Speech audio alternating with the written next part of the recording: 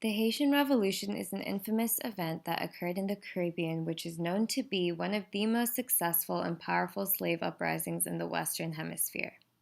It's important not only for creating the independent nation of Haiti, but at the time it was the only country in which violence was used to liberate the slaves.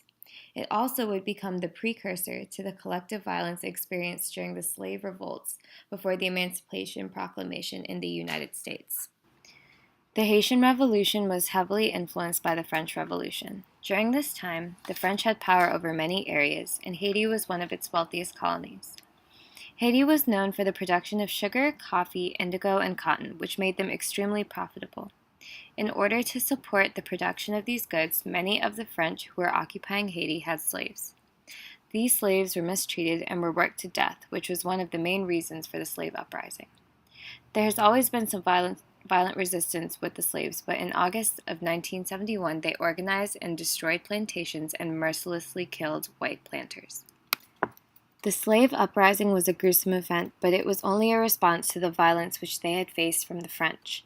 It was further explained in the article written by Philippe Girard called French Atrocities During the Haitian War of Independence.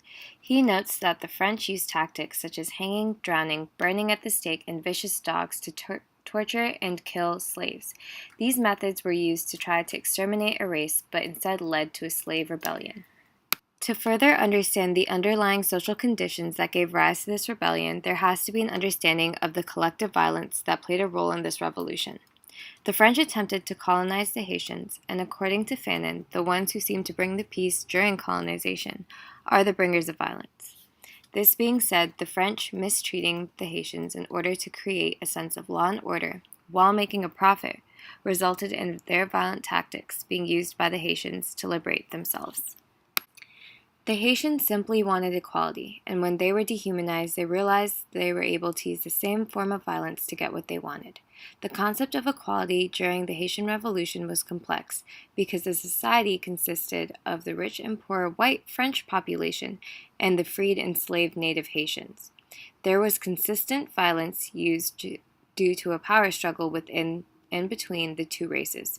In Bhambra's article on the Haitian Revolution and the Society of Equals, he talks about how inequality is interpreted due to the revolution.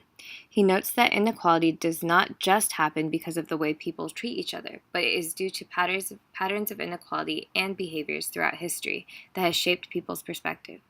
This enforces the fact that the collective violence that occurred during the Haitian Revolution has influenced many events throughout history. Fanon notes that decolonization is also a struggle, which is evident in the Haitian Revolution.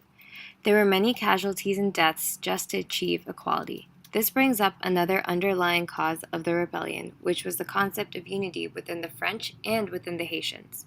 In Vivaldi and Jean-Marie's article, Kant and Trouillot on the Unthinkability of the Haitian Revolution, it notes that the unity within the Haitian community was the main reason why the Haitian Revolution was a successful, systematic event.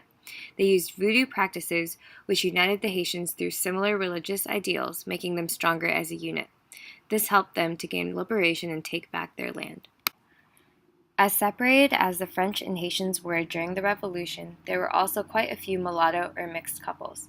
During this time, it was hard to rank them in a social class by race, so they were automatically assumed to be lesser than the majority. In John Garrigus' article, To Establish a Community of Property, Marriage and Race Before and During the Haitian Revolution, he talks about how mixed marriages were looked down upon or shunned during the time because of the violence that was occurring between the Haitians and the French.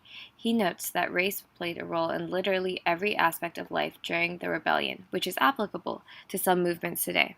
This again shows the repercussions of collective violence throughout history.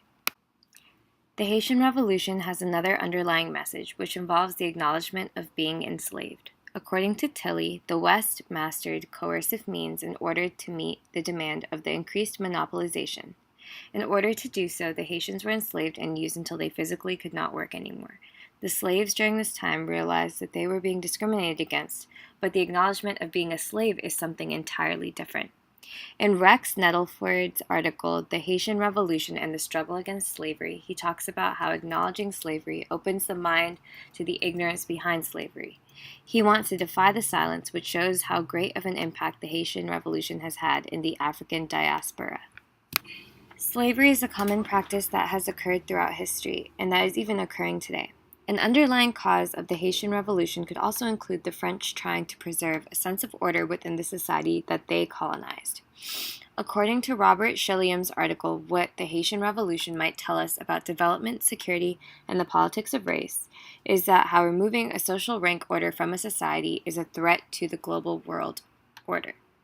It shows that race is intertwined with geopolitics, which is shown in the Haitian Revolution, since the oppressed were trying to get their land back. Once the Haitians were liberated, there was a concept of citizenship that they had yet to understand. When they were under French control, they weren't citizens, they were simply property. In Carolyn Fick's article, The Haitian Revolution and the Limits of Freedom, she talks about the circumstances that came along with their emancipation. The Haitians had to redefine what it meant to be a citizen and had to regain their identity after oppression. All in all, the Haitian Revolution provides a good depiction of collective violence in the world. It also shows its impact on movements today, including the riots that have occurred in the U.S. and other areas in the world. The Haitian Revolution is a good example of collective violence because it shows how the slaves liberated themselves from the French through violent means and from the French's example.